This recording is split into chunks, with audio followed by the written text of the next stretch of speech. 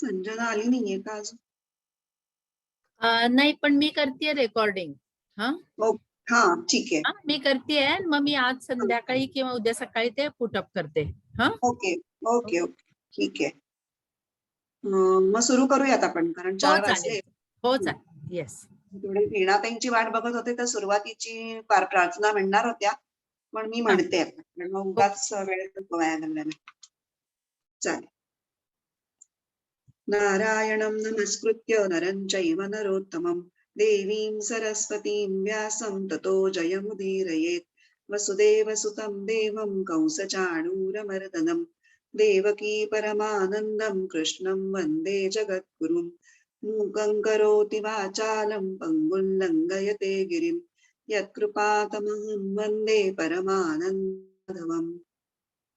हरि ओम.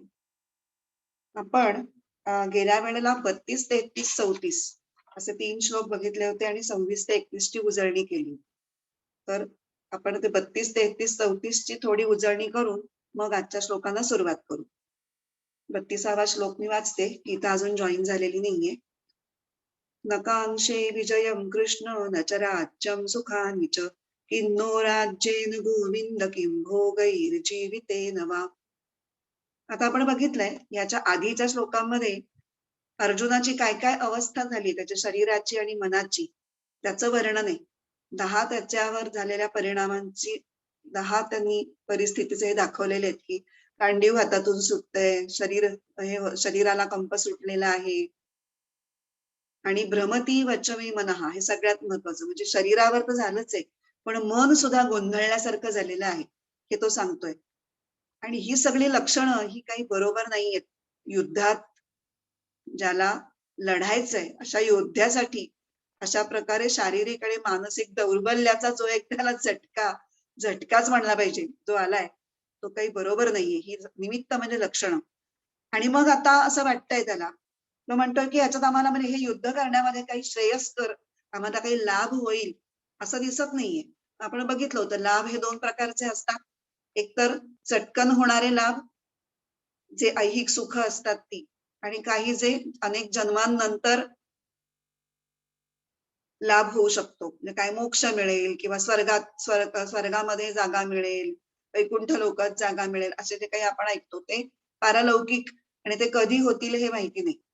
पण इथे त्याला असं वाटतंय की श्रीकृष्ण म्हणेल की जर तू हे युद्ध केलंस तर तू जिंकशील, तुला राज्य मिळेल, तुला ऐश्वर्य मिळेल.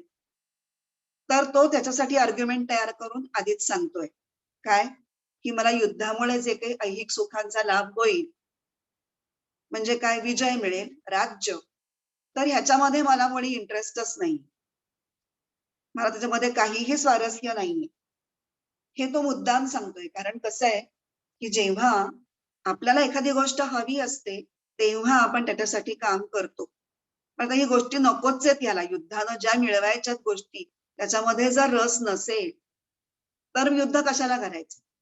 युद्ध न करण्याची जी काही आपली कारणं आहेत ती सगळी पटवण्यासाठी सगळा अर्जुनाचा खटाटोप चाललेला आहे. कारण तो आपला एकापुढे एक सांगतोय आणि श्रीकृष्ण मात्र काहीच बोलायला तयार नाहीये.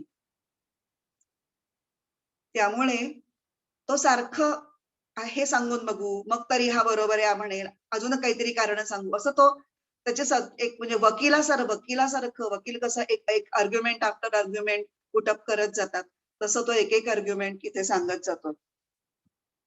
आता इथे हे जे त्याचं वैराग्य आलेलं आहे अर्जुनाला, ते स्वजनांच्या मोहापोटी आलेलं आहे.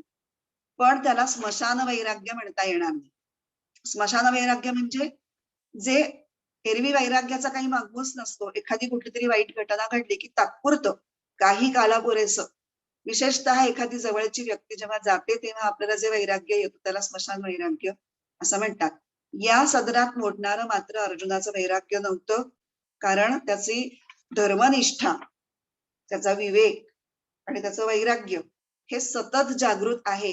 हे आपण 3-4 प्रसंगामधून मागच्या वेळेला बघितलं होतं की आता त्याला मोह झालाय, पण जेव्हा त्याला मोह नव्हता झालेला आणि तो जो नॉर्मल लाईफ जगत असताना सुद्धा त्याच्या सदैव ह्या सगळ्या सद्गुण त्याच्यामध्ये जागृतच होते. आणि याच्यामध्ये गोविंद असं म्हटलंय. किन्नो राज्येन गोविंद किम भोगैहि जीवितेन वा. तर गोविंद हे संबोधन श्रीकृष्णासाठी वापरण्याचं कारण आपण बघितलं होतं की गो म्हणजे इंद्रिय आणि विंद हा शब्द विद धातूपासून बनलेला आहे. त्याचे दोन अर्थ होतात. विद विंद म्हणजे मिळवणं आणि विद विंद म्हणजे जाणणं. तर इंद्रियांना जाणणारा आणि इंद्रियांना शक्ती देणारा असा जो श्रीकृष्ण आहे त्याला हे संबोधन वापरण्यापाठीमागचं खास कारण असं आहे की त्याला असं सांगायचंय की तुझ्या सगळ्याच इंद्रियांवरती ताबा आहे. माझ्याही सगळ्या इंद्रियांच्या मध्ये काय चालू आहे हे तू जाणतोस. मग मन हे सुद्धा इंद्रियच समजलेलं आहे. त्याला फक्त अंतःकरण. इंद्रियांना दुसरा एक संस्कृत शब्द आहे करण, म्हणजे उपकरण म्हणजे इन्स्ट्रुमेंट. आणि अंतःकरण म्हणजे आतून वापरण्याचं इंद्रिय. म्हणजे मनाला अंतःकरण म्हणतात. मग माझ्या मनात काय चाललंय हे तू जाणतोसच की रे.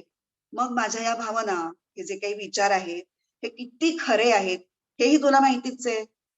असं एक सांगण्याचा प्रयत्न या गोविंद या याच्यामधून संबोधनामधून दिसतो. आता आपण पुढचा 33वा श्लोक वाचणार गीता? हो. हा. येषाम् अर्थे काङ्क्षितन्नो राज्यं भोगा सुखानि च त इमेव स्थिता युद्धे प्राणां त्यक्त्वा धनानि च. आता पुढचं आर्ग्युमेंट याच्यामध्ये. आता त्याला असं वाटतं की हे सांगितल्यानंतर आपण की मला ह्याच्यात काही रस नाहीये वगैरे सांगितल्यानंतर श्रीकृष्ण कदाचित असं म्हणेल, का रे बाबा एकदम का एवढी विरक्ती तुझ्यात निर्माण झाली? तर त्याचं उत्तर आता या श्लोकात अर्जुन देतोय 33व्या, की खरं तर ज्यांच्यासाठी सुख, भोग, ऐश्वर्य हे मिळवायचं,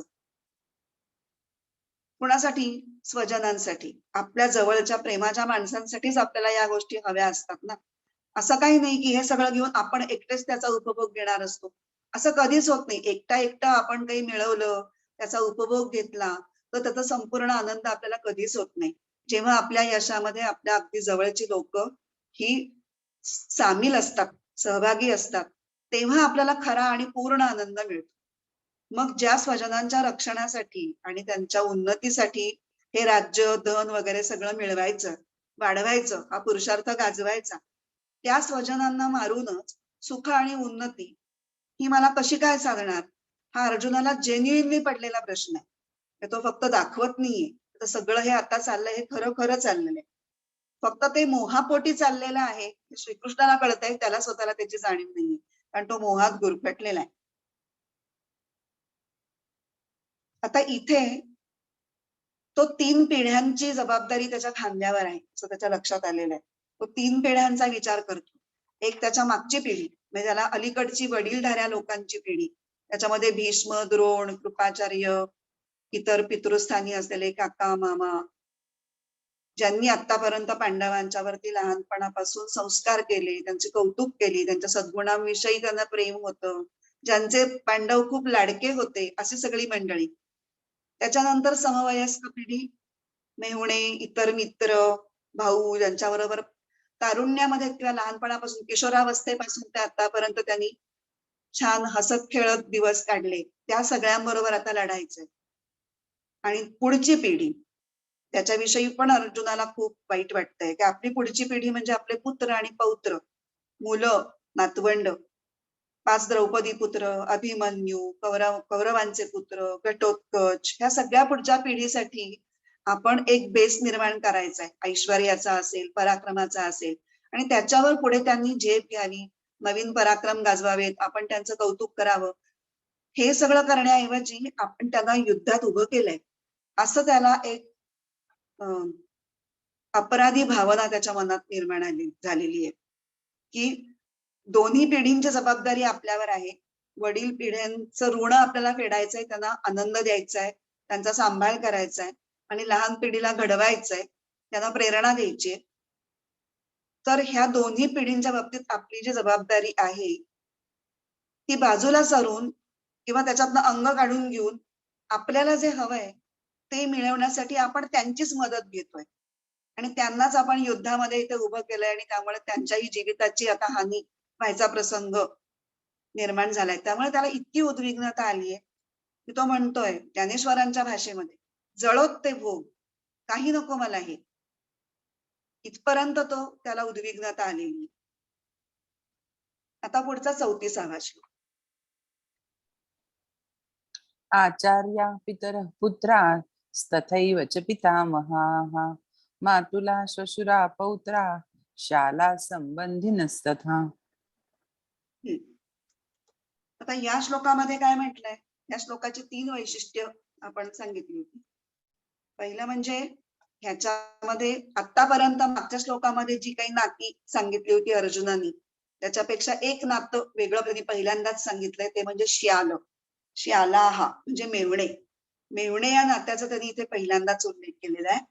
ते म्हणजे धृष्टद्युम्न, धृष्टकेतू, जयद्रथ आणि कृष्ण आणि अर्जुन हे सगळे आहेत मेवणे या कॅटेगरीमध्ये मोडणारे. कारण कृष्ण आणि अर्जुन पण एकमेकांचे मेवणे आहेत, कारण कृष्णाची बहीण सुभद्रा ही अर्जुनाची बायको, त्यामुळे ते मेवणे आहेत. दुसरं त्याचं महात्म्य होतं की ह्याच्यामध्ये भ्रातृन म्हणजे बंधू या नात्याचा उल्लेख जाणीवपूर्वक बुद्धिपुरस्सर टाळलेला आहे. कारण का, त्यांनी आधीच्या श्लोकात काय सांगितलंय, ज्यांच्यासाठी आम्ही राज्य आणि सुख मिळवायची तेच सगळे आपलं जीवन आणि आपलं धन ह्याचा त्याग करून आमच्यासाठी इथे लढायला उभे आहेत. तर भाऊ सोडून इतर जे सगळे नातेवाईक आहेत ते आपापला जीव हातावर शिर घेऊन त्यांच्यासाठी लढायला उभे आहेत. म्हणजे भाऊ आहेत ते मात्र स्वार्थापोटीच लढायला तयार आहेत. त्यांनी काहीही त्यागबीग केलेला नाहीये. पण कौरव पांडव हे एकमेकांचे चुलत भाऊ आहेत आणि की त्यांच्यामध्ये युद्ध कशासाठी होत आहे, राज्यासाठी होत आहे, राज्य लक्ष्मीसाठी होत आहे. म्हणजे पूर्णपणे स्वार्थ प्रेरित हे युद्ध आहे. म्हणून बंधू ह्या नात्याचा त्यांनी उल्लेख जाणीवपूर्वक टाळलेला आहे. ही या श्लोकाची दुसरं वैशिष्ट्य. आणि तिसरं, या श्लोकाची सुरुवात आचार्य याच्यापासून सुरुवात झालेली आहे. सगळ्या नात्यांमध्ये आचार्य या नात्याचा पहिला उल्लेख का केलेला आहे, तर अर्जुन हा एक अत्यंत लाडका शिष्य आहे. तो त्याच्या सर्व गुरूंचा एक लाडका शिष्य आहे आणि त्याच्यामुळेच त्याला एवढी युद्ध कौशल्य, सगळं युद्ध कुशलता जी निर्माण झालेली आहे ती त्याच्या अंगी जो गुरूंबद्दल भाव आहे, निष्ठा आहे, गुरूंबद्दल प्रेम आहे, आदर आहे, त्याच्यामुळे तो इतका उच्च कोटीचा योद्धा म्हणून प्रस्थापित झालेला आहे. विद्याग्रहणासाठी हा गुरुभाव किंवा गुरुबद्दल असणारी आपली तळमळ ही अत्यंत महत्वाची बाब आहे आणि म्हणून आचार्यांपासून सुरुवात केलेली आहे. आणि आचार्य हा या शब्दांनी 3 आचार्यांचा उल्लेख इथे अभिप्रेत आहे. एक पहिले भीष्माचार्य, कृपाचार्य आणि द्रोणाचार्य. कृपाचार्य आधी, कारण द्रोणाचार्यांची नियुक्ती होण्यापूर्वीच सगळं शिक्षण कौरव पांडवांचं कृपाचार्यांकडून झालेलं आहे. आणि कृपाचार्यांची नियुक्ती काय कृपाचार्य शिकवायला लागण्याच्या आधीपासून मांडीवर बसून जे शिकवलेलं आहे ते भीष्माचार्यांनी. म्हणजे भीष्माचार्यांनी खूप वेगळ्या वेगळ्या भूमिका ह्या पांडवांच्या आयुष्यामध्ये निभावलेल्या आहेत ते आजोबा, पण वडील ह्या मुलांचे लवकर गेलेले असल्यामुळे ते पित्याच्या जागी, एक पिता आपल्या मुलांसाठी जे जे काही करेल ते सगळं आजोबांनी पित्याच्या नात्यांनी आपल्या सगळ्या नातवंडांसाठी केलेलं आहे. त्यामुळे ते पित्याच्याही भूमिकेत आहेत आणि स्वतः ते कुशल योद्धा आहेत, धर्म नीती हे सगळं जाणणारे आहेत. त्यामुळे त्याचेही संस्कार त्यांनी आवर्जून पांडवांच्या वरती केलेले आहेत. अशा तिहेरी भूमिकेत आहेत, पितामह, पिता आणि गुरु. म्हणून भीष्माचार्य असा शब्द वापरला जातो. कृपाचार्य आणि द्रोणाचार्य हे तर नियुक्त म्हणजे अपॉइंटेड टीचर्स होते, पण हे त्यांनी टीचरच्या भूमिकेत ते आधीपासूनच शिरलेले होते, म्हणून भीष्माचार्य असं आपण म्हणतो. तर ह्या 3ही आचार्य हे पांडवांचं हित कसं जपतात हे महाभारतामध्ये वेळोवेळी दिसून येतं. त्यांनी सदैव म्हणजे आता म्हणजे हे सुद्धा शेवटचं हे निर्णायक युद्ध आता अटळ आहे हे कळल्यानंतर त्यांनी कौरवांचा पक्ष घेतलाय. त्याची त्यांची वेगळी वेगळी कारण आहेत. कृपाचार्य आणि द्रोणाचार्य हे तर धृतराष्ट्राच्या पदरी सेवक या नात्याने आहेत, त्यामुळे त्यांना दुसरा पर्याय नाहीये. आणि भीष्माचार्य हे आपल्या प्रतिज्ञेने बांधलेले आहेत गुरूंच्या गादीशी. म्हणजे धृतराष्ट्र ज्या सिंहासनावर बसलेला आहे त्या सिंहासनाशी त्यांचं इमान बांधलेलं आहे, म्हणून मनाने कौरवांचा असून पांडवांच्या विषयी अत्यंत जिव्हाळा असून सुद्धा ते पांडवांच्या विरुद्ध आणि कौरवांच्या बाजूनी उभे आहेत. पण मनाने मात्र ते पांडवांचंच भलं चिंतणारे आहेत. असं महाभारतामध्ये असे उल्लेख आहेत की अगदी युद्ध चालू झाल्यानंतर सुद्धा रोज सकाळी उठल्यानंतर ते पांडवांच्या विजयासाठी प्रार्थना करत असत. हे तिघही इतकं त्यांचं पांडवांच्या वरती प्रेम आहे. आणि म्हणून ह्याला जो मोह निर्माण झालाय तो सुद्धा अगदीच अनाठायी आपल्याला वाटत नाही. आता पुढे 35व्या श्लोकात तू काय म्हणतोय ते बघूया. एतान्न हन्तुमिच्छामि घ्नतोऽपि मधुसूदन अपि त्रैलोक्य राज्यस्य हेतोः किन्नु मही कृते. आता आपण हा आज बघणार आहोत, त्यामुळे आपण ह्याचं आता पद फोडून वाचूया, मग अन्वय बघू, मग अर्थ बघू आणि मग आपण त्याचं स्पष्टीकरण बघू. एतान न हंतुम इच्छामि घ्नतः अपि मधुसूदन अपि त्रैलोक्य राज्यस्य हेतोः किन्नु मही कृते.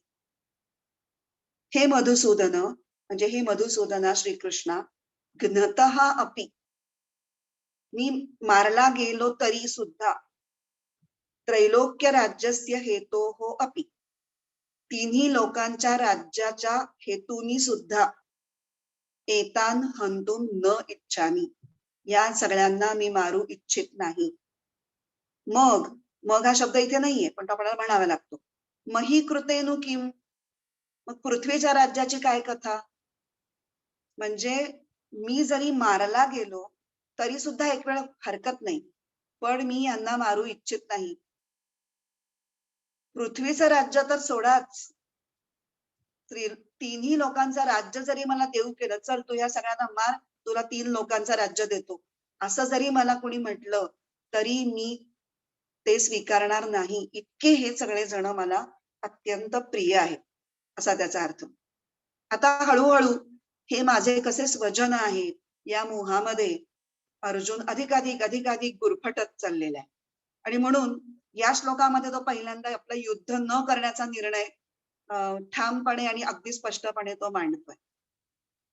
खरं तर ही गोष्ट युद्धभूमीवर 2 सैन्यांच्या मधोमध सैन्याची पाहणी करायला गेलेली असताना करणं हे खरं तर खूप अवघड आहे अर्जुनासाठी.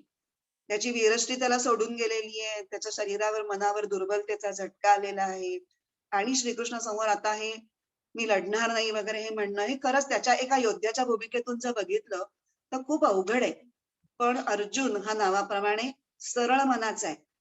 पहिली गोष्ट तो अत्यंत सरळ मनाचा आहे. लपवा छपवी काहीतरी दाखवायचं एक, आत वाटतंय असं त्याच्याकडे नाहीच आहे काही छक्के पंजे, पहिली गोष्ट. आणि दुसरं, श्रीकृष्ण हा त्याचा जीवलग सखा आहे, जीवाभावाची व्यक्ती आहे. मग त्याच्या पुढे काय कसला आडपडदा आणि काय लपवा छपवी करणार. आणि तिसरं महत्वाचं कारण इतकं स्पष्टपणे सांगण्याचं की समजा त्याने काही ओढून ताणून युद्ध करायचं ठरवलं तरी त्याच्या मनामध्ये इतकी भावनांचा सगळा गोंधळ चाललेला असताना किंवा भावनांच्या वादळात तो हेलपांडतोय, अशा अवस्थेत ते काहीतरी करून लपवून त्यांनी समजा युद्ध केलंच तर ते काय प्रभावी, कितपत प्रभावी होऊ शकेल. एवढं कळण्या इतपत तर तो सुज्ञ आहेच, जरी तो मोहात गुरफटलेला असला तरी. त्यापेक्षा आपण आपली भूमिका मांडून घेऊयात, एकदा श्रीकृष्णाकडून हो आपल्या पदरी पाडूयात की हो तुझं कसं बरोबर आहे आणि तू नको लढूस बाबा, तुला असं वाटत असेल तर. अशा भूमिकेतून तो आपली बाजू लढवतोय. स्वतः लढायचं नाहीये त्याला, न लढण्यासाठीची बाजू लढवतोय. आणि मग काय म्हणतोय, हे मधुसूदना. आता हा जो उल्लेख आहे श्रीकृष्णाचा इथे संबोधन म्हणून, तर त्याचाही आपण अर्थ बघूया. मधुसूदन या शब्दाचा अर्थ काय आहे, मधु नावाचा राक्षस आणि सूदन म्हणजे नाश. मधु नावाच्या राक्षसाचा जो नाश करतो तो मधुसूदन. आता मधु हा अत्यंत बलशाली दैत्य होता आणि तो सज्जनांचा वैरी होता, म्हणून श्रीकृष्णांनी त्याला मारलं. पण इथे दोन्ही सैन्यांमधल्या आपल्या नातेवाईकांच्याकडे बघून त्याला कणव आलेली आहे आणि तो काय म्हणतोय की ह्याच्यात तर कोणी माझं वैरीच नाहीये, मग मी तर माझ्या वैरी नसलेल्या माझ्या स्वजनांना मारायला तुम्हाला कृपा करून सांगू नकोस, असं आडवळणाने मधुसूदन या संबोधन वापरून श्रीकृष्णाला अर्जुन सांगायचा प्रयत्न करतोय. आता पुढची याच्यामध्ये महत्वाची फ्रेज आहे, त्रैलोक्य राज्यस्य हेतोः अपि. तीनही लोकांच्या राज्याचं जरी मला आमिष दाखवलं तरी सुद्धा. आता हे शब्द अर्जुनाच्या तोंडी कुठून आले? तर त्याचा पुन्हा सोर्स धृतराष्ट्रांनी युद्धापूर्वी संजयाकरवी जो निरोप पाठवलेला आहे, तो अजून जोपर्यंत अर्जुनाचा हा विषाद व्यक्त होतोय ना, तोपर्यंत अधूनमधून आपण तो रेफरन्सला आपल्याला घ्यायलाच लागणार आहे तो. कारण तो इतका मोठा आहे की तो सगळा एकत्र सांगण्याऐवजी ज्या त्या श्लोकात जिथून आपल्याला ते शब्द येत आहेत तसं घेतलं तर आपल्याला जास्त त्याची संगती लागेल, म्हणून मी ते तसं घेतली. आता काय निरोप पाठवला होता आणि कशामुळे हे शब्द त्याच्या तोंडी आले? तर धृतराष्ट्रांनी काय सांगितलं होतं की अरे, ज्या राज्यभोगासाठी तुम्ही हे भीष्माचार्य, द्रोण, अश्वत्थामा ह्यांना सुद्धा मारायला तयार झालाय, तर जरा विचार करा की ह्या सगळ्यांना मारून तुम्हाला जे राज्य मिळेल त्यांनी तुम्हाला खरंच आनंद होईल का? खरंच सुख शांती मिळेल का तुम्हाला? हे अत्यंत दुष्कृत्य आहे. पृथ्वीचं राज्य जरी मिळालं तर अंतःकरणात तुमच्या द्वंद्व असेल की आपण हे केलं ते बरोबर का, आपल्या मोठ्यांना मारून आपण हे मिळवलंय, ह्याचा एक अपराधीपणाची भावना, गिल्ट तुमच्या मनात सदैव राहील आणि त्यामुळे तुम्हाला त्याच्यापासून कधीही आनंद, सुख, शांती, समाधान हे मिळणार नाही. म्हणून तुम्ही या पापापासून दूर राहा. तुम्ही तुमच्या सदाचाराच्या मार्गावरून भ्रष्ट होऊ नका. आणि अर्जुनाच्या मनामध्ये या आवाहनाचा इतका सखोल परिणाम झालाय की धृतराष्ट्र तर म्हणतो की पृथ्वीचं राज्य, हा तर आणखीन त्याच्या पुढे जातो. त्रैलोक्याचं राज्य मिळालं तरी सुद्धा नको, पृथ्वीचं तर काय ठेवा तुमच्याकडे, इथपर्यंत तो वाहवत गेलेला आहे. फक्त एकच आहे की हा निर्णय तो युद्धाच्या भीतीने घेत नाहीये, तो स्वजनांच्या प्रीतीने घेतोय. ही भूमिका अर्जुन ठसवण्याचा प्रयत्न करतोय श्रीकृष्णाच्या समोर. की मी घाबरलेलो नाहीये, मला इतकं प्रेम आहे की या प्रेमाच्या लोकांना मी मारू इच्छित नाही. त्याच्या पुढे मला त्रैलोक्याचं राज्य सुद्धा त्याची काही फिकीर नाही. आता पुढे दुसरं आहे घ्नतः अपि मधुसूदन, घ्नतः अपि एतान हंतुम न इच्छामी. मी मारला गेलो तरी सुद्धा मी यांना मारू इच्छित नाही. इथे कुठेतरी अर्जुनाला असं म्हणायचंय की समजा मी जर युद्धातनं माघार घेतली तर मग ह्यांचा सगळा प्रश्नच मिटला. मग हे युद्धच होणार नाही, कोणी कोणाला मारणार नाही, हे मला मारणार नाही आणि मग सगळाच संहार टळेल. पण हा अर्जुनाचा अत्यंत गोड गैरसमज आहे. म्हणजे इथे आता श्रीकृष्णांनी जाणीवपूर्वक श्रोत्याची भूमिका स्वीकारलेली आहे आणि येऊ दे तुझ्या मनात काय जे येते ती सगळी खळबळ एकदा बाहेर येऊन जाऊ दे, म्हणून तो अत्यंत शांतपणे श्रोत्याच्या भूमिकेत शिरलाय. पण जर तो बोलत असता तर त्यांनी अक्षरशः मला वाटतं खांद्याला धरून त्याला गदागदा हलवलं असतं आणि तो म्हणला असता, अरे बाबा, तू कुठल्या कल्पनेच्या राज्यामध्ये वावरतोयस? तू असं मनात विचार तरी कसा आणू शकतोस की कदाचित ते तुला मारणार नाही किंवा कदाचित जर त्यांनी मारलं तर ते 100% मारतील. ज्या क्षणी तू युद्धातनं माघार घेण्यासाठी शस्त्र खाली ठेवशील त्या क्षणी ते तुझं डोकं उडवतील. म्हणजे ही कल्पना त्यांच्या डोक्यात येणारच नाही, ह्याचा काही चान्सच नाहीये. They will kill you. बाकी तू काही विचार करू नकोस. पण इथे आता हा यांनी गप्प बसायचं ठरवलेलं आहे ना श्रीकृष्णाने, त्यामुळे तो काही बोलत नाहीये. आणि अर्जुन एवढा वाहवत चाललाय की त्याच्या हे लक्षात येत नाहीये की आपण जर युद्धात निवृत्ती स्वीकारली तर बाकीचे सगळेच काय युद्ध निवृत्त होणार आहेत का लागलीच? म्हणजे ते पांडवांच्याकडचे कदाचित होतील पण कौरवांच्याकडचे का होतील? त्यांना तर युद्धाची खुमखुमी खूपच आहे. तुझ्या निवृत्तीमुळे ते कशाला निवृत्त होणार आहेत? आणि जर असं झालं की पांडव निवृत्त झाले अर्जुनामुळे आणि कौरव निवृत्त झाले नाहीत तर किती मोठा प्रसंग, दुर्धर प्रसंग ओढवेल. आणि या वेळेला जे शत्रू आहेत, जे तुला स्वजन वाटतायत, त्यांच्या हाती तू आपल्या सगळ्या स्वजनांना, खऱ्या स्वजनांना त्यांच्या हाती सोपवणार आहेस आणि ते मजेत त्यांचं रणकंदन करतील आणि विजयाचा आनंदोत्सव मनवतील. म्हणजे तू स्वजनांना मारायचं नाही हे जे काही गाणं लावलंयस त्याच्या पोटी तू खऱ्या स्वजनांना दुर्जनांच्या तोंडी देतोयस. पण हा एकांगी विचार अर्जुनाचा चालू होता, त्यामुळे त्याला ही दुसरी बाजू त्याच्या लक्षातच येत नव्हती की तो सज्जनांच्याच नाशाला एका प्रकारे कारणीभूत होणार होता अशा पद्धतीने वागून. आतापर्यंत तोच म्हणत होता बरं का, धार्तराष्ट्रस्य दुर्बुद्धेर युद्धे प्रिय चिकीर्षवः, म्हणजे दुष्ट दुर्योधनाचं प्रिय करणारे जे आहेत, म्हणजे त्यांना हे सगळेच दुष्ट आहेत हे त्यांना मान्य होतं काही काळापूर्वीपर्यंत. तर त्या दुष्ट कौरवांची आणि त्यांचं रक्षण करू पाहणाऱ्यांची आता स्वजन म्हणून कणव करतोय तो, आणि खऱ्या स्वजनांचा मात्र घात होतोय. घात करायला तो त्यांना स्वतःच मोकळीक देतोय, हे त्याला लक्षात येत नाही. आता हे सगळं स्वजनांना युद्धासाठी समोरासमोर उभं राहिल्यामुळे जो त्याला एकदम पुळके आले, त्याला पुळका आपण असा मराठीत शब्द वापरतो, की अनाठायी प्रेमाचे पाझर फुटले, अतिस्नेह. त्या अतिस्नेहातून हा न लढण्याचा मोह त्याला झालेला आहे. त्यालाही पुढे दुसऱ्या अध्यायात म्हणणार आहेत, संमोहात स्मृती विभ्रमः. मग तो संमोहित झालेला आहे, कुठल्या तरी चुकीच्या समजुतीमुळे तो योग्य वागण्यापासून दूर जातो आहे. आता पुढे दुसऱ्या अध्यायामध्ये आता आपल्याला भरपूर, म्हणजे दुसऱ्या अध्यायापासून दुसऱ्या अध्यायातच नाही, फक्त पुष्कळ तत्वज्ञानाचा आता परामर्श घ्यावाच लागणार आहे. त्याची थोडीशी सुरुवात मी या निमित्ताने इथे करायचं मला इच्छा होतीये, की हे एक उत्तम उदाहरण आहे. हे उदाहरण आपण पुढे सुद्धा त्याचा संदर्भ घेऊ शकतो, की समूहामुळे स्मृती विभ्रम होतो म्हणजे नक्की काय होतं. आयडियल सिच्युएशन आहे. अर्जुनाला संमोह झालाय म्हणजे खूप मोह झालाय, कशाचा, हे माझे स्वजन आहेत वगैरे असं. तर त्यामुळे त्याला विस्मृती, स्मृती विभ्रम हा म्हणजे विस्मरण होणं. विस्मरण कशाचं झालंय मग त्याला, तारतम्याचं. आता युद्धाच्या प्रसंगी आपलं स्वतःचं खरं कर्तव्य काय आहे माहित नाहीये असं नाहीये, सगळं काही माहितीये, पण तो आता इथे विसरलाय. त्या विस्मृतीचं कारण आहे संमोह. आणि मग संमोह कशामुळे झालाय, तर तो झालाय मायेमुळे. आता माया ही पण एक खूप मोठी कन्सेप्ट आहे वेदांतातली, पण इथे या उदाहरणापुढे जर बघायचं झालं तर माया म्हणजे दोन शब्दात सांगता येईल, मी आणि माझं. अर्जुनाला जे मी आणि माझं दोन गोष्टी झाल्यात. कशा झाल्यात बघा, मीपणा त्याचा कसा येतोय, मी युद्ध करणार, मी यांना मारणार, मग सगळ्या राज्य ऐश्वर्याचे उपभोग मी भोगणार.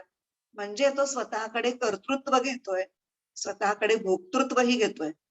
जेव्हा आपण स्वतःला कर्ता मानतो किंवा स्वतःला भोगता मानतो, तेव्हा आपण मी म्हणजे अहंकाराच्या पोटी आहारी जातो. आणि माझं म्हणजे काय, मला पाप लागेल, हे सगळे माझे सज्जन आहेत, हा माझे गुरु आहेत, माझे भाऊ आहेत. तो आसक्त झालाय त्यांच्याशी. आता या मी आणि माझेच्या म्हणजे या मायेच्या मुळाशी काय आहे, तर स्वतःच्या मूळ स्वरूपाची विस्मृती. ती विस्मृती कशातनं निर्माण झालीये, अहंकारातून.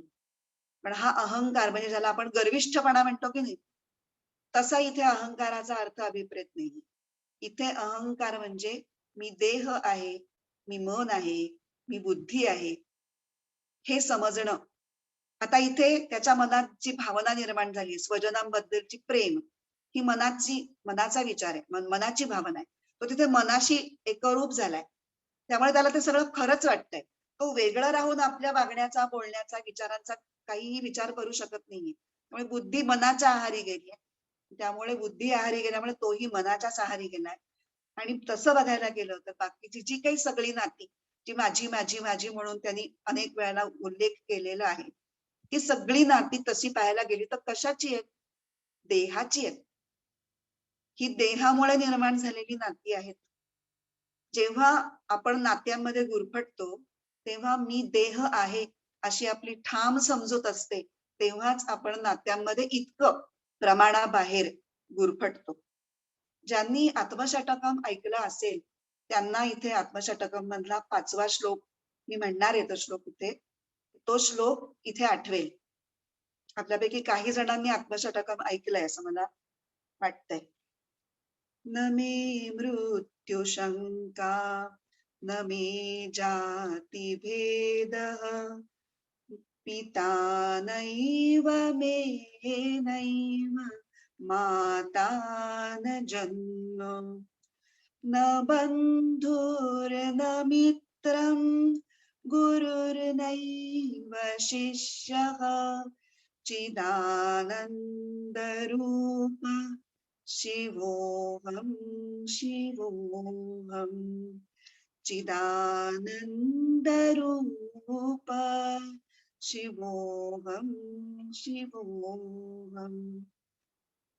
या एका श्लोकामध्ये जवळपास सगळ्या महत्वाच्या नात्यांचा परामर्श शंकराचार्यांनी घेतलेला आहे, की ज्या नात्यांमध्ये गुरफटलेले असताना मी देह आहे असं मला वाटत असतं. कारण देह असेल तरच मृत्यूची भीती असेल.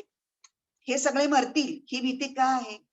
कारण मी देह आहे आणि हे म्हणजे पण देह आहेत असंच अर्जुनाला वाटते. त्यामुळे मृत्यूची शंका म्हणजे मृत्यूची भीती ही देह भूमिकेवर असतानाच असू शकते. जातीभेद हा पिता, मी पिता नाही किंवा मला पिता नाही किंवा मला कोणी माता नाही, माझा कधी जन्म होत नाही, मला कोणी भाऊ नाही किंवा कुठला नातेवाईक नाही. बंधू या शब्दाचा अर्थ भाऊ किंवा जनरल नातेवाईक असा पण घेतात.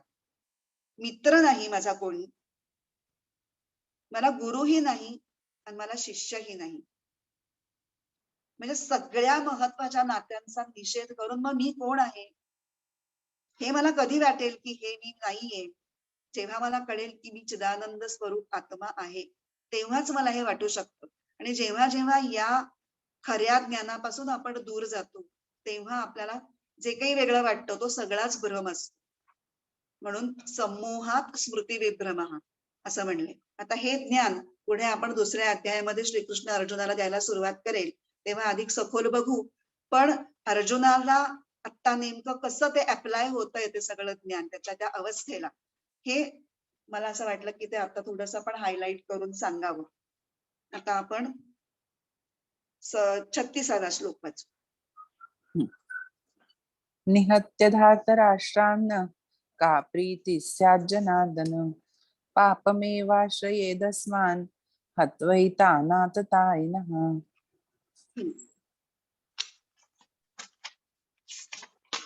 आता आधी पद फोडून वाचूया. निहत्य धार्तराष्ट्रान् नः का प्रीतिः स्यात् जनार्दन पापम एव आश्रयेत अस्मान् हत्वा एतान् आततायिनः. आता अन्वय. हे जनार्दन, धार्तराष्ट्रान् निहत्य म्हणजे धृतराष्ट्र पुत्रांना मारून, नः म्हणजे आम्हाला, का प्रीती हे स्यात आमचं कोणतं प्रिय होणार आहे? धृतराष्ट्र पुत्रांना मारून आमचं काय चांगलं होणार आहे? एतान आततायिनः हत्वा, ह्या आततायी लोकांना मारून, अस्मान पापम एव आश्रयेत, आम्ही पापाचेच धनी होऊ, पापच आमच्या आश्रयाला येईल, म्हणजे पापच आमच्या माथी बसेल. म्हणजे तो म्हणतोय की ह्यांना धृतराष्ट्रांच्या पुत्रांना मारून आमचं काही भलं होईल असं मला वाटत नाहीये. नच श्रेयोनुपश्यामी, काहीही कल्याण होईल असं मला दिसत नाही. आधी त्या श्लोकात म्हटलंय तेच पुन्हा म्हणतोय. आणि आता इथे मोठा वेगळं विशेषण वापरलंय धृतराष्ट्राच्या पुत्रांना, कौरवांना. आततायिनः, आतताई असं म्हटलेलं आहे. आता हे आतताई म्हणजे काय ते आपण समजून घेणार. आता इथे वसिष्ठ स्मृती नावाचा एक ग्रंथ आहे. त्या वसिष्ठ स्मृतीमध्ये आतताई कुणाकुणाला म्हणावं त्याचा एका श्लोकामध्ये पूर्ण व्याख्या दिलेली. ती व्याख्या बघण्यापूर्वी फक्त आपण आधी स्मृती म्हणजे काय ते समजून घेऊ. आपण शंकराचार्यांच्या बाबतीत एक श्लोक म्हणतो, तो पुष्कळांना माहिती असेल. श्रुती स्मृती पुराणानाम आलयम करुणालयम नमामि भगवत्पादम शंकरम लोकशंकरम. इथे श्रुती स्मृती पुराणानाम आलयम असं शंकराचार्यांचं विषय म्हणजे त्यांचं वर्णन केलेलं आहे. त्याच्यात 3 प्रकारच्या ग्रंथांचा उल्लेख आहे. श्रुती ग्रंथ पहिली गोष्ट, 2 स्मृती ग्रंथ आणि 3 पुराण. श्रुती याचा अर्थ वेद.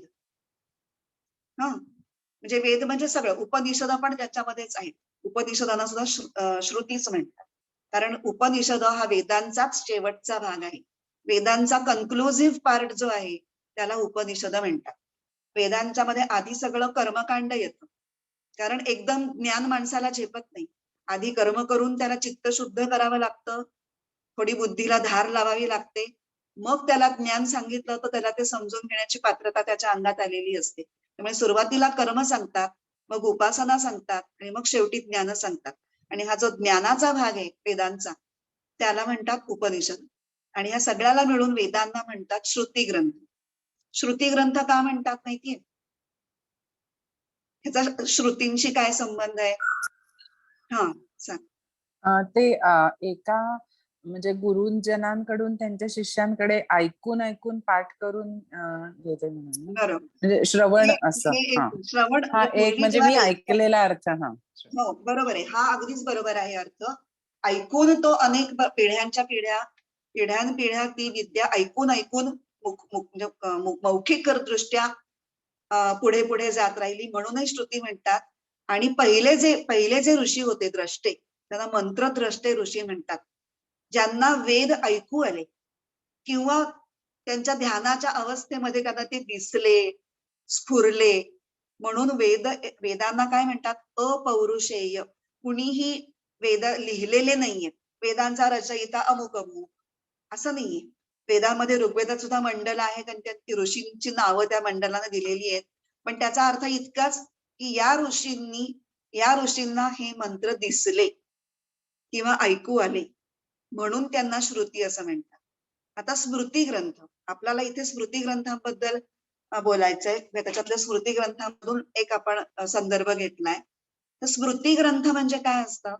ते श्रुतींवर आधारित असतात. म्हणजे वेदांमध्ये जे योग्य ज्ञान सांगितलेलं आहे त्या ज्ञानाच्या आधारे समाज व्यवस्था नीट चालावी ह्याच्यासाठी जे नियम केलेले असतात ते सगळे स्मृती ग्रंथांमध्ये लिहिलेले असतात. वेगवेगळ्या चांगल्या वाईट प्रसंगी, अडचणीच्या प्रसंगी कुणी कसं वागावं, काय निर्णय घ्यावा, तो निर्णय कशावर आधारित असावा. वेगवेगळे वर्ण आहेत, 4 वर्ण आहेत, 4 आश्रम आहेत. 4 वर्ण कुठले? ब्राह्मण, क्षत्रिय, क्षत्रिय वैश्य शूद्र.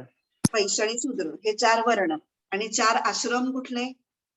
ब्रह्मचर्याश्रम, गृहस्थाश्रम, वानप्रस्थाश्रम आणि संन्यासाश्रम हे 4 आश्रम. हे सुद्धा जी वर्ण व्यवस्था किंवा आश्रम व्यवस्था जी आहे ती समाजामध्ये गोंधळ वाजू नये याच्यासाठी आहे. नंतर कालांतराने काही कारणामुळे परकीय आक्रमणांच्यामुळे असेल किंवा काही लोकांच्या स्वार्थीपणामुळे असेल त्या सगळ्यांचे खूप चुकीचे अर्थ लावले गेले.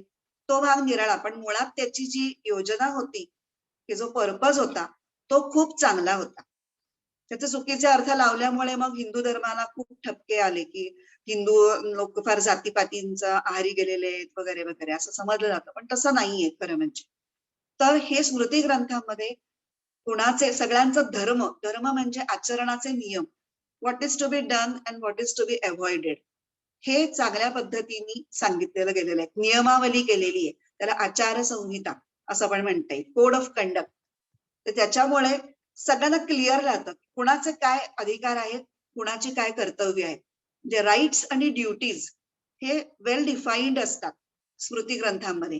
आणि म्हणून वेगवेगळ्या स्मृतींच्या आधारे जेव्हा अशी काही धार्मिक किंवा सामाजिक समस्या उद्भवते की आता या प्रसंगी काय करायला पाहिजे तेव्हा स्मृती ग्रंथामध्ये शोधतात की अशा वेळेला कुणी कसं वागावं किंवा काय टाळावं.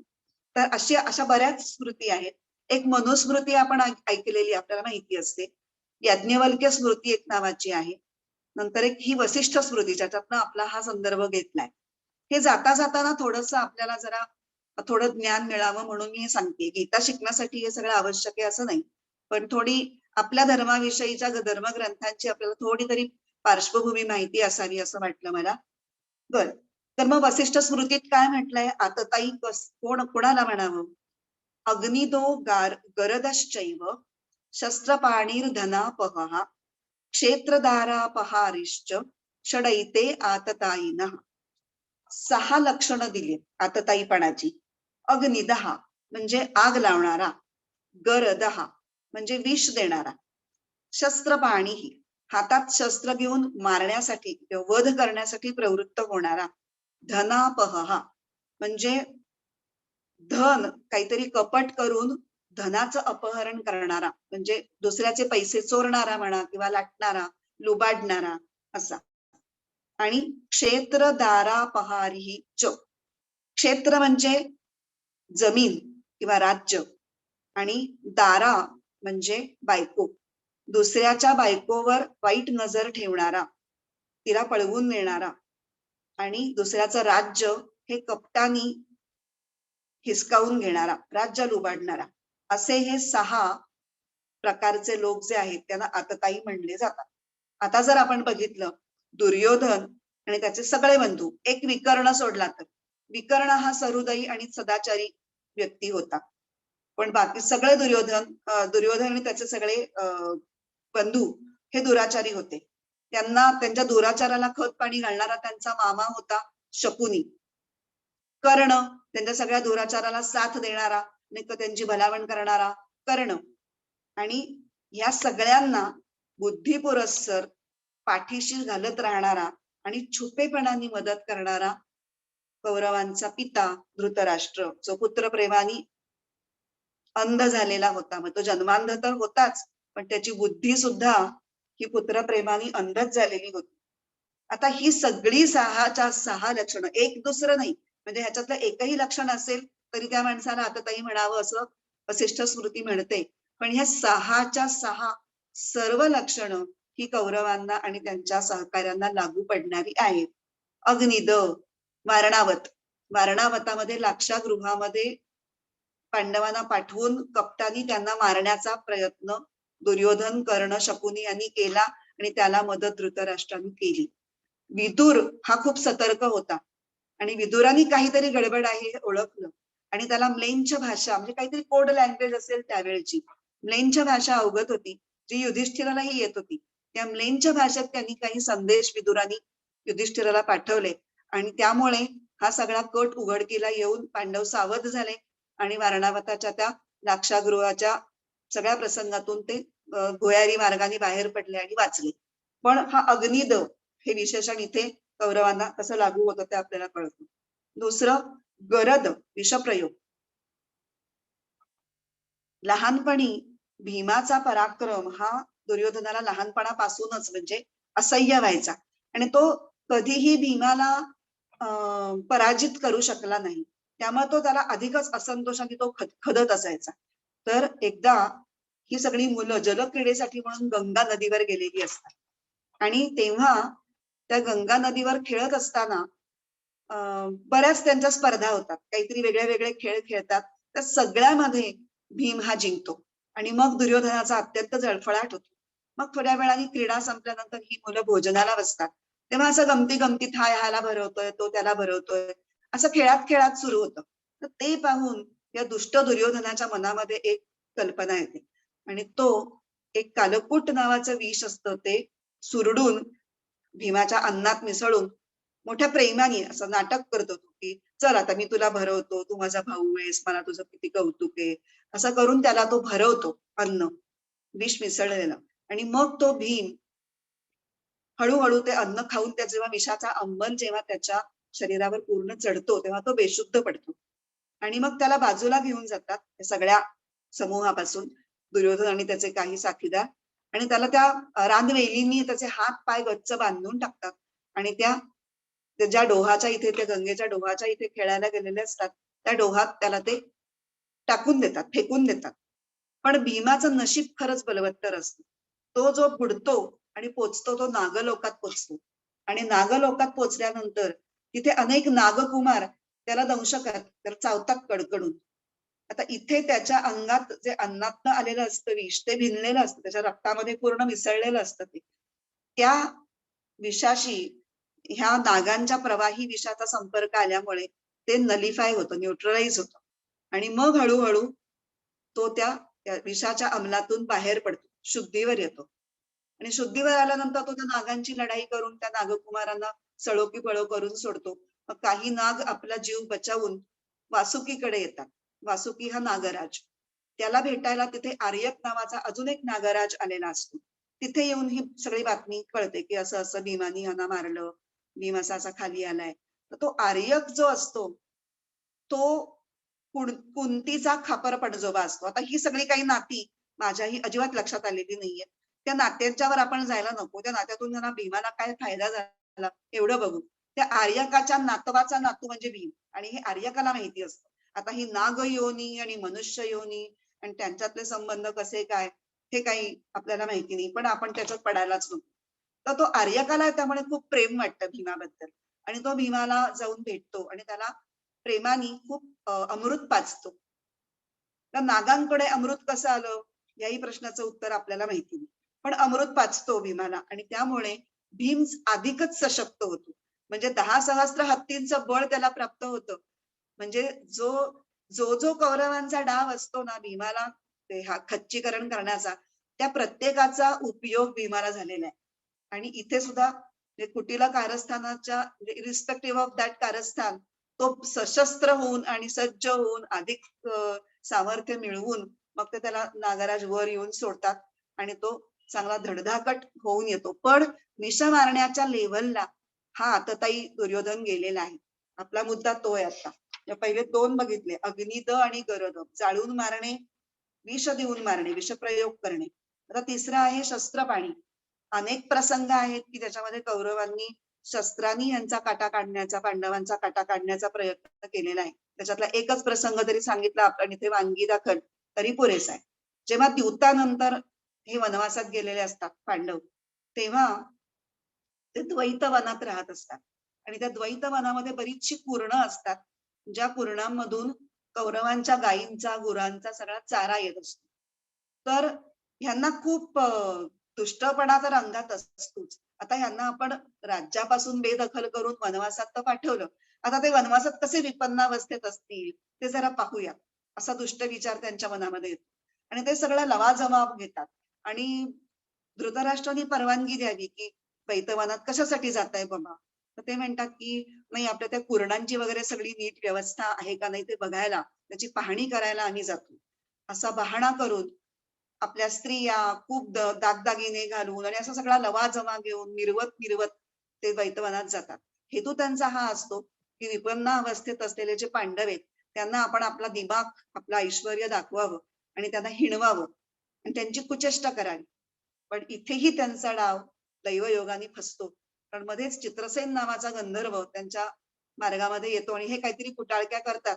त्याच्यामुळे चिडून जाऊन चित्रसेन त्यांच्यावरती चढाई करतो आणि चित्रसेनाबरोबर जे युद्ध होतं त्याच्यामध्ये कौरव सपशेल पराभूत होतात आणि दुर्योधन आणि काही भावांना कैदी बनवून चित्रसेन घेऊन जातो. आणि वनवासी काही लोकांच्याकडून युधिष्ठिराला ही बातमी कळते. तेव्हा युधिष्ठिर तर काय प्रेमळ अंतःकरणाचा एकदम मूर्तिमंत हे, त्यामुळे तो लागलीच भीमार्जुनांना म्हणतो, जा रे आपल्या बांधवांना सोडवून आणा. कारण त्याचं त्याच्यामध्ये हे म्हणणं असतं की आपल्या आपल्यात भांडणं असतील तर ठीक आहे, पण जेव्हा शत्रू समोर असेल तेव्हा आपण बांधवच आहोत. एरवी जरी आपण आपल्या आपल्यात शत्रू असलो तरी आपल्या शत्रू समोर आपण बांधवांसारखंच वागलं पाहिजे. असा तो धर्मराजच, त्याला उगाच ती धर्मराज म्हणत, तो प्रत्येक वेळेला धर्माने वागत असतो ना. तो ह्या दोघांना पाठवतो. भीम आणि अर्जुन जातात आणि भीम आणि अर्जुन चित्रसेनाबरोबर युद्ध करून त्या चित्रसेनाचा पराभव करून दुर्योधनाला सोडवतात. पुन्हा दुर्योधनाचा जळफळाट अधिकच होतो की आपण यांना दाखवायला गेलो, चिडवायला जायचा आपला मनसुबा आणि ह्यांचीच मदत घेऊन आपल्याला आपला स्वतःचा जीव वाचवायला लागला. खजील होऊन तो परत जातो. म्हणजे इथे त्यांना मारणं आणि हे सगळं त्यांच्या अंतस्थ कट करण्याचे सगळे त्यांचे गुण हे दिसतात.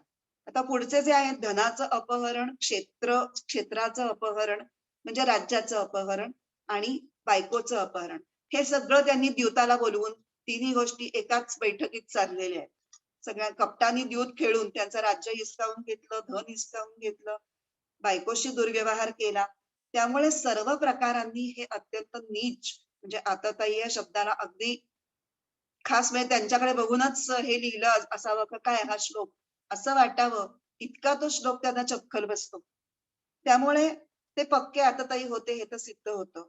आणि दुसऱ्या एका स्मृतीमध्ये, मनुस्मृतीमध्ये असं लिहिलंय की असे जर आतताई लोकांचा फैसला करायचा प्रश्न आला तर काय करावं, तर अशांचा वध करावा आणि अशांचा वध केल्यामुळे अजिबात पाप लागत नाही असं मनुस्मृतीत सांगितलेलं आहे. मग त्याच्यात काय सांगितलंय, गुरुम वा बालवृद्ध वा ब्राह्मणम वा बहुश्रुतम आततायिनम आयांतम हन्यादेवा विचारयन नाततायी वधे दोषो हंतुर्भवति कश्चन प्रकाशम वा मन्युस्तम मन्य मृच्छती. अर्थ बघू आपण याच्यामध्ये. त्याचा काही अन्वय वगैरे बघण्याची गरज नाही. गुरु, लहान बालक, वृद्ध व्यक्ती किंवा बहुश्रुत विद्वान ब्राह्मण ह्यांच्यापैकी कोणीही जर आतताईपणे वागत असलं, म्हणजे यांनी 4 ब्रॉड कॅटेगरीज घेतल्यात की त्याच्यामध्ये त्यांना एवढंच म्हणायचंय की आतताईपणा हा अत्यंत मोठा दुर्गुण आहे आणि तो कुणाच्याही जरी अंगी असेल तरी त्याचा गुरु म्हणून गय करू नये, लहान मुले म्हणून गय करू नये, वृद्ध म्हणून गय करू नये किंवा विद्वान म्हणूनही गय करू नये. त्याला दंड हा द्यावाच आणि राजाने त्याचा कुठलाही विचार न करता त्वरित वध करावा. आणि अशा आतताई लोकांना सगळ्यांच्या समोर मारलं तरी हरकत नाही किंवा एकांतात लपून छपून मारलं, कुठल्याही प्रकाराने मारा पण मारा, इतकी पूर्ण मोकळीक दिलेली आहे. कारण त्यावेळी तो जो क्रोध निर्माण झालेला असतो राजाला, तो त्या व्यक्तीसाठी नसून त्या व्यक्तीच्या वागण्यासाठी असतो, त्या दुर्गुणासाठी जो क्रोध असतो. त्यामुळे दुर्गुणासाठी जो क्रोध निर्माण होतो तो धर्माला मान्य आहे हे सांगण्याचा त्या मनुस्मृतीचा गर्भित अर्थ आहे. आणि हे सगळं धर्मशास्त्र हे अर्जुनाने वाचलेलं नाहीये का? माहितीये त्याला सगळं, अर्जुनांनी सुद्धा वाचलेलं आहे. पण आता त्याच्या सगळ्या ज्ञानावरती, त्याच्या बुद्धीवरती, विचार करण्याच्या क्षमतेवरती एक स्वजनांच्या मोहाचं आवरण पडलेलं आहे ज्ञानावर. म्हणजे त्यामुळे त्याला आहे त्याच्यापेक्षा काहीतरी भलतच वाटतंय.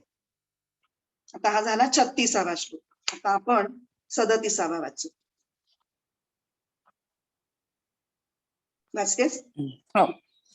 तस्मान्नार्हा वयं हन्तुं धार्तराष्ट्रान् स्वबान्धवान् स्वजनं हि कथं हत्वा सुखिनः स्याम माधव. तस्मात् न अर्हा वयं हन्तुं धार्तराष्ट्रान् स्वबान्धवान् स्वजनं हि कथं हत्वा सुखिनः स्याम माधव. दुसऱ्या ओळीमध्ये कुठलेच संधी नाहीये, त्यामुळे पदच्छेद नाहीच आहे. आता अन्वय. तस्मात म्हणजे म्हणून, दॅट इज वाय.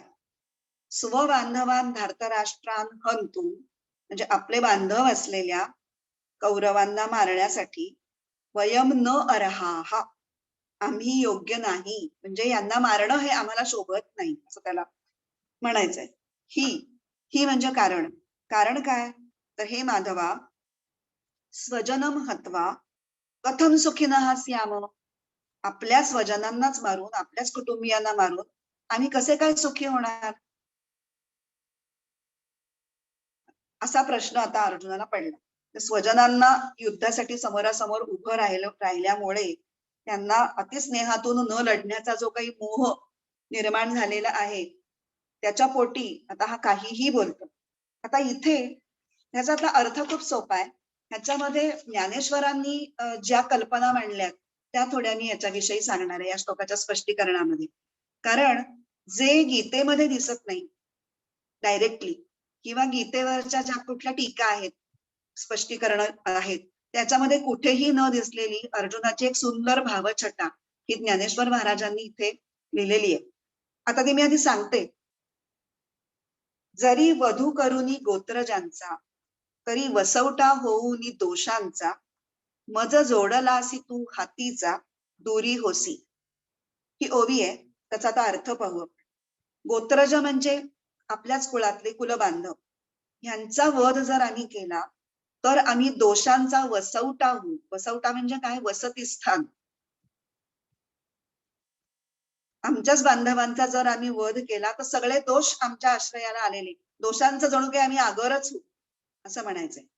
आणि त्याच्यामुळे काय होईल की अनेक जन्मांच्या पुण्याईमुळे, अर्जुन श्रीकृष्णाला उद्देशून बोलतोय ना, अनेक जन्मांच्या पुण्याईमुळे हे श्रीकृष्णा, जो तू आमच्या संपर्कात आलायस तो तू आमच्यापासून दूर जाशील. तुझ्याशी जोडलेलं असणं हे आमचं अनेक जन्मांचं फार मोठं भाग्य, पुण्याचं फळ आहे.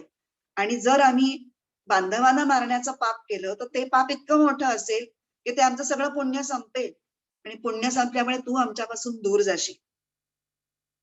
इथे त्यांना जाता जाता काय सांगायचंय की जिथे पापाचरण, दुराचरण, दोष हे जे असतील तर तिथे वासुदेव म्हणजे परमेश्वरी तत्वाचा वास असू शकत नाही हे सांगायचंय. आणखीनही ज्ञानेश्वरांनी छान छान उपमा दिली की अग्नी उद्यानात शिरल्यावर जसा कोकिळ त्या उद्यानाला सोडून जातो, एरवी तो आनंदात ते तिथे राहत असतो, पण एकदा वणवा लागला तर तो कोकिळ काय तिथेच बसून राहील का? कोकिळ ते वन ताबडतोब सोडून जाईल. तसं ह्या अंतःकरण रूपी बागेमध्ये जेव्हा ह्या पापांचा किंवा दोषांचा अग्नी जेव्हा लागेल तर कृष्ण कोकिळ पण उडून जाईल. दुसरी एक उपमा दिली की सरोवरामध्ये जोपर्यंत नितळ पाणी, स्वच्छ पाणी असतं तोपर्यंत चकोर पक्षी तिथे असतात. पण जेव्हा ते पाणी चिखलानी माखलेलं असतं किंवा युक्त असतं, असं गढूळ झालेलं असतं, तेव्हा ते चकोर ते सरोवर सोडून जातात.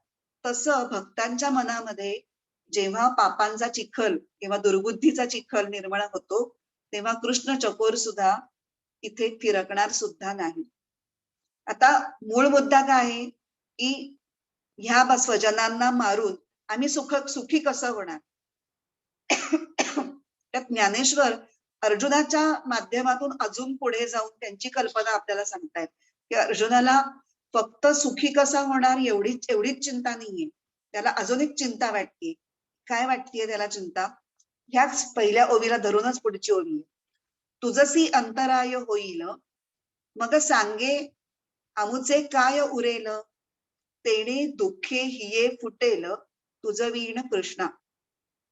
अर्थ सांगते, कृष्णा सगळ्या जगाचं राज्य मिळालं पण जर तू दुरावलास तर मग आमचं हिय म्हणजे हृदय, आमचं हृदय हे दुःखाने फुटून जाईल आणि तू जाणार असशील तर हे मिळवून तरी करायचंय काय?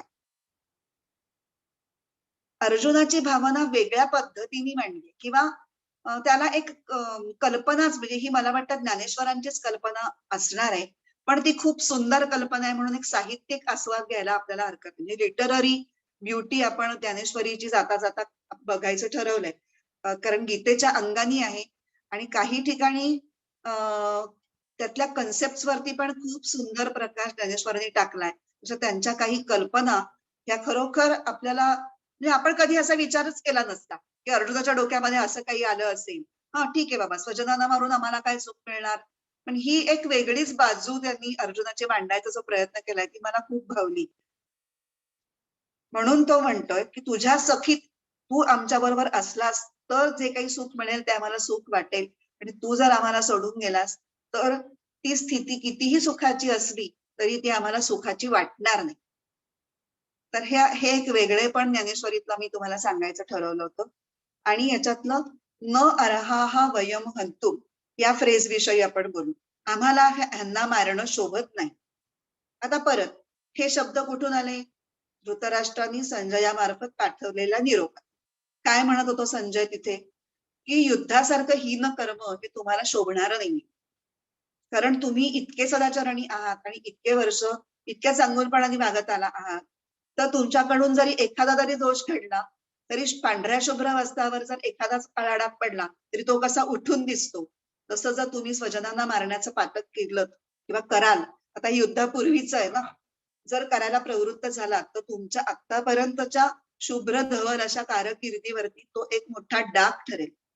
You will spoil your career किंवा तुमची फेम जी आतापर्यंत तुम्ही बिल्डअप केलेली आहे, असं त्याला सुचवायचंय धृतराष्ट्राला.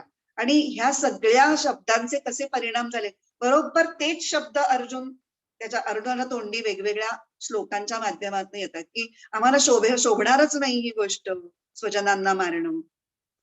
हे ह्याच्यातून खूप खोल परिणाम झालाय की बीज सगळी पडलेली आहे आणि ती आता ह्या युद्धाच्या प्रसंगी जो स्वजनांचा मोह झालाय त्यावेळेला त्यातला सगळे अंकुर फुटतायत, त्याच्या बुद्धीतनं वेगळे वेगळे विचार आणि जिव्हेतनं वेगळे वेगळे शब्द हे फुटतायत. तर आता इथे आपण थांबूयात, कारण आता 1च मिनिट आहे. 37वा श्लोक आपण आता पूर्ण केलेला आहे. कुणाला काही विचारायचंय? अजून तसं खूप शंका येण्याजोगं काही नाहीये. मला विचारायचं. हा बोल. म्हणजे प्रत्येक ठिकाणी आपण अर्थ बघतोय ना कृष्णाच्या म्हणजे नावांचा, तर जनार्दन हा जो 36व्या ह्याच्यात आहे तो काही त्याचं काही विशेष हे आहे? बरं झालं मला सांगायचं राहिलं, कारण छान वाटतंय ते, म्हणजे केशवाचा अर्थ सांगितला, गोविंदाचा सांगितला, मधुसूदनचा सांगितला. बरोबर. बरं झालं. मग तेवढा मी सांगते, कारण त्याला फार वेळ मोडणार नाही. जनार्दन याच्यामध्ये 2 शब्द आहेत. जन आणि अर्दन. जन म्हणजे लोक आणि अर्दन म्हणजे संहार किंवा नाश. तर जनान प्रलये अर्दयती इति जनार्दनः. म्हणजे काय, प्रलयकाळी भगवान सगळ्यांचाच नाश करतात, सगळ्यांनाच मारतात. पण ते निर्लेप असल्यामुळे या नाशापासून जे पाप निर्माण होईल ते त्यांना लागत नाही. त्यामुळे आम्ही ते पाप घेत नाही. हे जनार्दना, कौरव सेनेचा संहाराचं काम तूच कर. कसं कर, कधी कर, ते तुझं तुला माहिती. पण आम्ही कशाला त्या पापाचं धनी होऊ, असं अप्रत्यक्षपणे इनडायरेक्टली सुचवायचंय. म्हणून तो जनार्दन हा पुष्कळ वेळेला हे वापरलेला आहे. बऱ्याच काय ठिकाणी झालं येतो गीता, तो तू अगदी शब्द. माझा पॉइंट तू राहून गेला होता. कारण खूप छान छान विशेषण, म्हणजे विशेष नावं वापरली आहेत हो, प्रत्येक. आणि नेहमी मला हा प्रश्न पडायचा की किती वेगवेगळ्या प्रकारे, म्हणजे ते काय फक्त स्तुती करण्यासाठी वेगवेगळी नावं वापरली, त्याच्या मागे अर्थ असणार. तो हो, काय हा मला नेहमी इतकं छान वाटतंय, तो अर्थ कळतोय. हो. तर किती म्हणजे श्रीकृष्णाचं सुद्धा वेगवेगळे सामर्थ्य आपल्याला लक्षात येतात ना, की तो विश्व हा करता आणि रक्षण करता आणि संहार करता या तिन्ही रूपामध्ये आहे. इथे हो त्याचं ते संहारक रूप दाखवलंय आणि हा युद्धामध्ये संहारच होतोय. आणि पुढे तो 11व्या अध्यायात सांगतोच ना, 11व्या की तू जे अध्यायात म्हणतोस मी मारलं, अरे तू कुठे विश्वरूप मारलंय? दर्शन. मी यांना मारलेलंच आहे, तू फक्त निमित्त आहेस. तुला असं वाटतंय की तू मारतोयस, तू ते मारतच दाखवलंय नाहीस. सगळं. ते दाखवलंय ना सगळं. त्यामुळे ते सगळं मग नंतर एक एक ते कनेक्ट होत जात एकमेकांशी. छान. आता प्रार्थना म्हणूयात आपण. ओम पूर्णमद पूर्णमिदं पूर्णात् पूर्णमुदच्यते पूर्णस्य पूर्णमादाय पूर्णमेवावशिष्यते. ओम शांती शांती शांती. हरिः ओम. श्री गुरुभ्यो नमः. हरिः ओम.